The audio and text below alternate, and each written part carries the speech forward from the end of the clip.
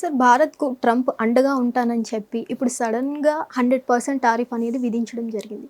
దీనివల్ల మన భారత్కి ఎటువంటి నష్టం జరిగే అవకాశం ఉందంటారు? సో ఇది ఈ టారిఫ్ విధించడం అనేది ఓన్లీ ఇండియా మీద కాదండి. ఓకే. ఇది వరల్డ్ వైడ్గా రకరకాల దేశాల మీద ఈ ప్లాన్ ఉంది. ఓకే. సో ఇప్పుడు 10% కూడా కాదు, 100% టారిఫ్ విధించాలని చెప్పి యుఎస్ సెనేట్ ఒక బిల్లుని ఆమోదించింది. అది కూడా అపారమైనటువంటి మెజారిటీతో, అంటే ఆల్మోస్ట్ ఒక 86-12 రేషియో తోటి 86 మంది ఈ టారిఫ్లు విధించడానికి అనుకూలంగాను, 12 మంది వ్యతిరేకంగాను ఓటు వేశారు. యాక్చువల్గా బిల్ ఏంటి అంటే రష్యా ఇరాన్ శాంక్షన్స్ బిల్ అంటారు. అంటే ఆ దేశాలతోటి ఎవరైతే వ్యాపారం చేస్తారో ఆ వ్యాపారం చేసే వాళ్ళ మీద టారిఫ్లు విధించడం అనేది దీని ఉద్దేశం. 2026కి సంబంధించింది. అయితే దీని వలన ఎక్కువగా నష్టపోయేది చైనా ఒకటి ఉంది ఫస్ట్. అంటే ఎవరైతే రష్యా నుంచి ఎక్కువ ఆయిల్ దిగుమతి చేసుకుంటున్నారో వాళ్ళు ఈ దేశాలు. రెండో దేశం ఇండియా. అంటే ఇండియా ఆల్మోస్ట్ ప్రతిరోజు ఒక 26 మిలియన్ గ్యాలన్ల ఈ ఆయిల్ దిగుమతి చేసుకుంటుంది రష్యా నుంచి. తర్వాత దాంతోపాటుగా అజర్బైజాన్, దెన్ ఈ 3 టాప్ 3 దేశాలుగా ఉన్నాయన్నమాట.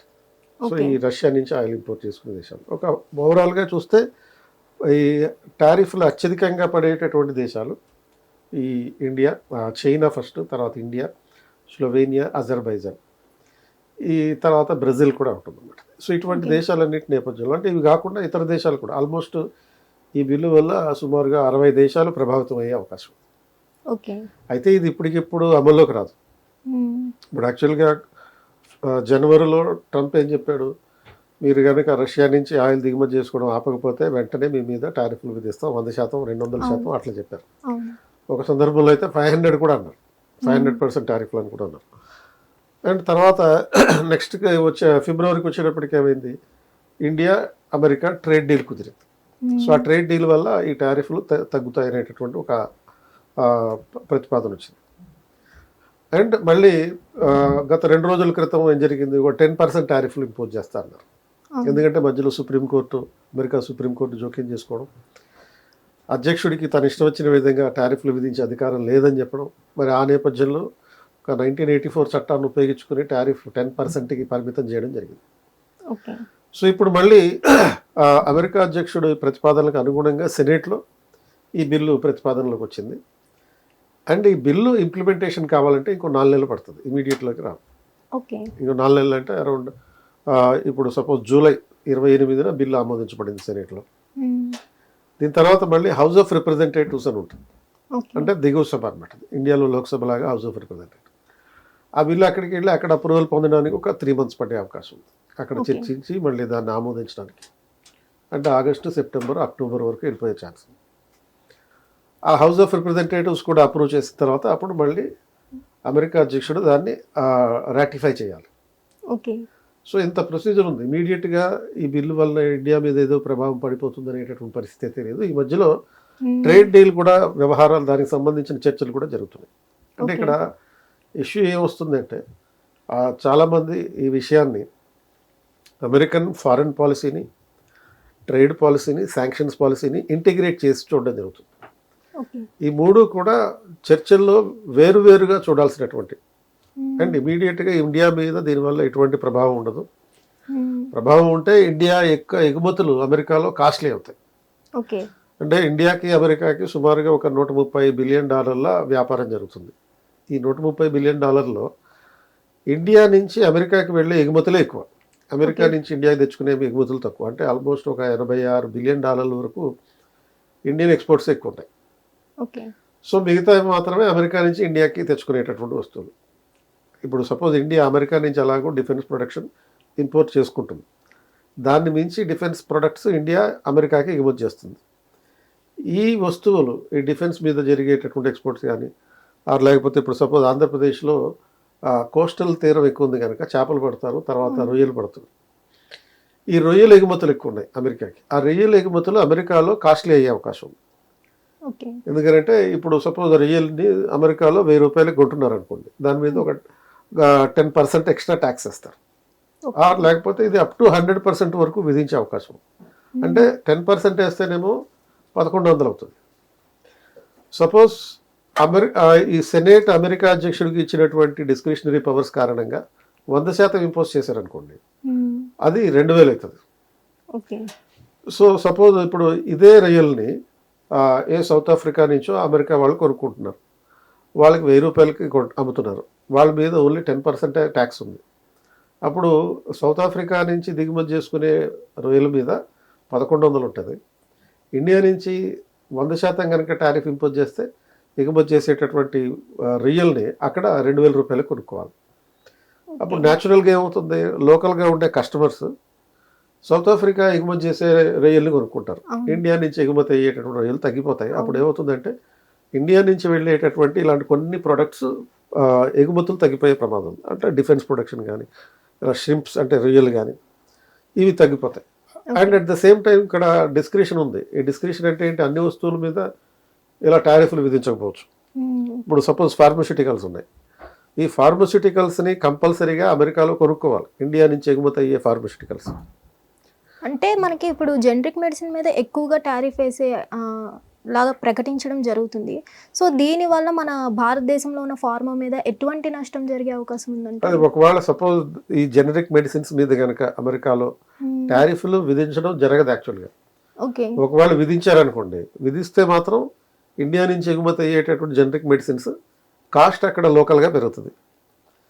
లోకల్గా పెరిగినప్పుడు స్థానికులకి ఈ జెనరిక్ మెడిసిన్స్ కొనుక్కోవడం కాస్ట్లీ అయిపోతుంది కాబట్టి మన వస్తువుల్ని కొనుక్కోరు. సో మన వస్తువులు మన మెడిసిన్స్ కొనుక్కోరు కాబట్టి ఎగుమతులు తగ్గే ప్రమాదం ఉంది. కాబట్టి ఇక్కడ ప్రాబ్లం ఏంటంటే ఇండియా నుంచి ఎగుమతి అయ్యేటటువంటి జెనరిక్ మెడిసిన్స్ ఎగుమతులు తగ్గినప్పుడు ఇక్కడున్న ఈ స్మాల్ స్కేల్ ఇండస్ట్రీస్ ఏవైతే ఉన్నాయో ఆ స్మాల్ స్కేల్ ఇండస్ట్రీస్ మీద ప్రభావం పడుతుంది. పడి సపోజ్ అది లాంగ్ టర్మ్లో ఏమవుతుందంటే ఆ కంపెనీ మూతపడే అవకాశం ఉంటుంది.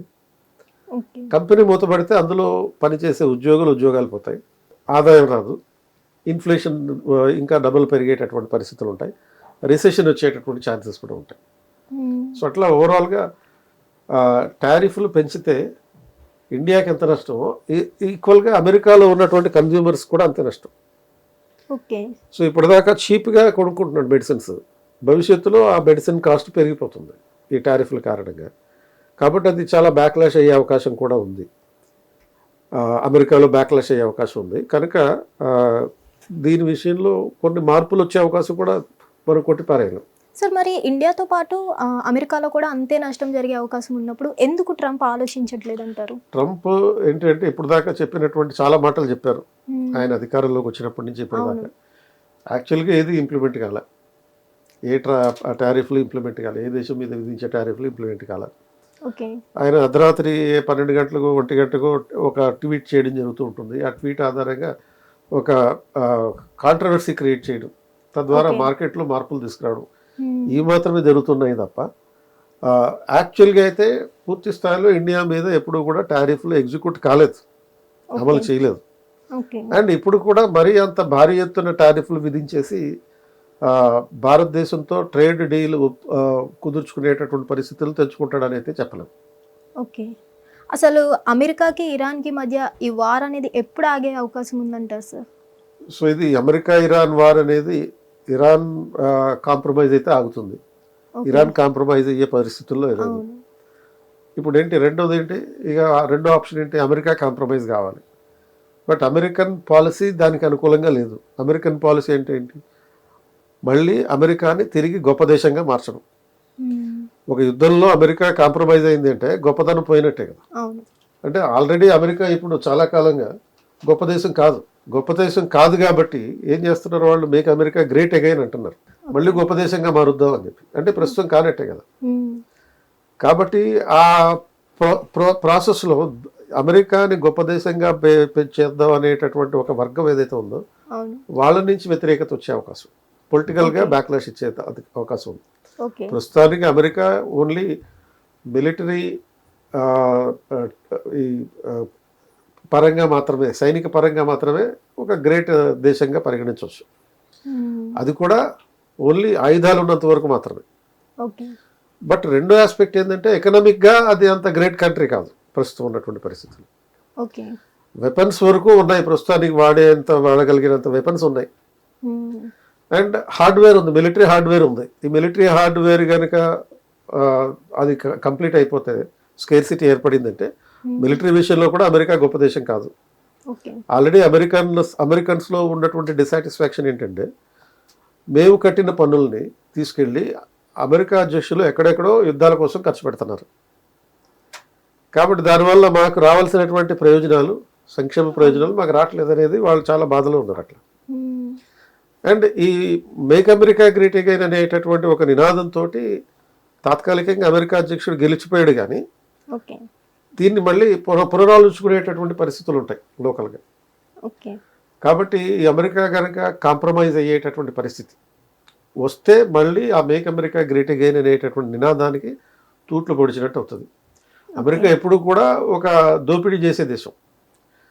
బిఫోర్ 1947 అంటే సెకండ్ వరల్డ్ వార్కి ముందు బ్రిటన్ కొలోనియల్ కంట్రీ అయితే, సెకండ్ వరల్డ్ వార్ తర్వాత అమెరికా కొలోనియల్ కంట్రీగా మారిపోయింది. ఏదో రకంగా దోచేసుకుంటుంది, ప్రపంచ దేశాలన్నింటినీ దోచుకుంటున్నారండి. ఇప్పుడైతే డైరెక్ట్గా దొంగతనమే. ఒకళ్ళని కిడ్నాప్ చేసి, మరి వెనిజులా అధ్యక్షుని కిడ్నాప్ చేసి ఆ దేశంలో ఉండే ఆయిల్ వనరులు దోచుకోవడానికి సిద్ధమైపోయారు. అండ్ అదే రకమైనటువంటి పరిస్థితి ఇరాన్లో కూడా ఉంటుందేమో అనుకున్నారు, కానీ ఇరాన్ అమెరికాకి సరైన ధీటైన సమాధానం ఇస్తుంది. కాబట్టి ఆ వార్ ఆగేటటువంటి పరిస్థితి కనపట్లేదు ఇప్పట్లో అనమాట. ఓకే, ఈ వార్ కనుక ఆగకపోతే ఎటువంటి పరిణామాలు ఇంకా బయటపడతాయి సార్? వాళ్ళిద్దరు కొట్టుకుని చచ్చేది ఏదైనా ఉంది, కానీ బట్ అల్టిమేట్లీ అది సపోజ్ గ్లోబల్ పీస్కే కాకుండా, ప్రపంచ శాంతికే కాకుండా, గ్లోబల్ ఎకానమీ కూడా విపరీతమైనటువంటి దెబ్బ పడే పరిస్థితి ఉంటుంది. మోర్ పర్టికులర్లీ ఇండియన్ ఎకానమీలో కూడా దాని ప్రభావం చాలా విస్తృతంగా ఉంటుంది. అంటే ప్రస్తుతం మనకి తెలియట్లేదు, కానీ గవర్నమెంట్ సపోర్ట్ కారణంగా ఆయిల్ ప్రైసెస్ పెరగకుండా చూసుకుంటుంది గవర్నమెంట్. ఒకవేళ ఆయిల్ ప్రైసెస్ని కనుక ఈ వార్కి ఎక్స్పోజ్ చేయడం జరిగితే గణనీయంగా పెరిగిపోతాయి ఆయిల్ ప్రైసెస్ అనేది.